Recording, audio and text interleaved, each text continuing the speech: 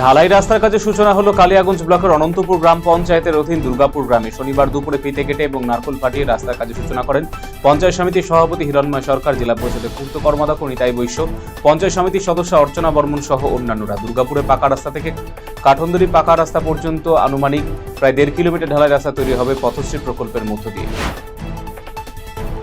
আগ্নেয়াস্ত্র সহ এক যুবককে গ্রেপ্তার করল সাহেবগঞ্জ থানা পুলিশ। শনিবার রাতে খারুবাজ বাজার সংলগ্ন মাসানপথ এলাকার অভিযান চালিয়ে পুলিশ উদ্ধার করে এই আগ্নেয়াস্ত্র। সেই সময় নগরবাড়ি এলাকার বাসিন্দা তুলসী বর্মন নামে এক ব্যক্তিকে আটক করা হয়।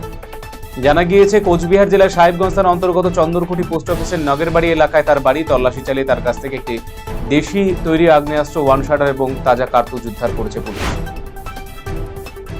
এবার থেকে রায়গঞ্জে বসে বিশ্বমানের স্বাস্থ্য পরিষেবা পাবে শহর এবং জেলার মানুষেরা। রায়গঞ্জ শহরে এমজি রোডে ইনস্টিটিউট সংলগ্ন এলাকায় উদ্বোধন করা হলো অ্যাপোলো ক্লিনিকের নতুন ফ্র্যাঞ্চাইজি। উদ্বোধনী অনুষ্ঠানে উপস্থিত ছিলেন রায়গঞ্জের প্রাক্তন বিধায়ক মহেশ সেনগুপ্ত, সভার প্রতিনিধি অতনুবন্ধু লাহিড়ী, শঙ্কর কুণ্ডু সহ অন্যান্য বিশিষ্ট ব্যক্তিরা।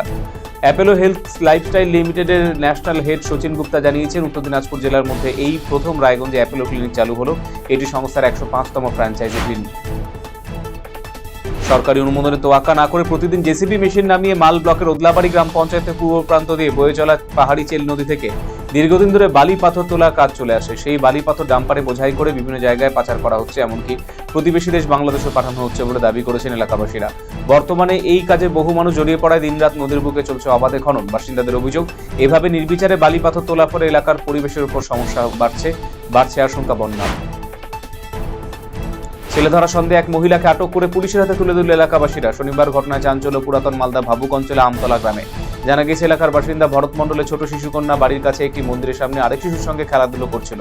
অভিযোগ, সেই সময় এক অজ্ঞাত পরিচয় মহিলা সেখানে এসে শিশুটিকে চকলেট দেয়।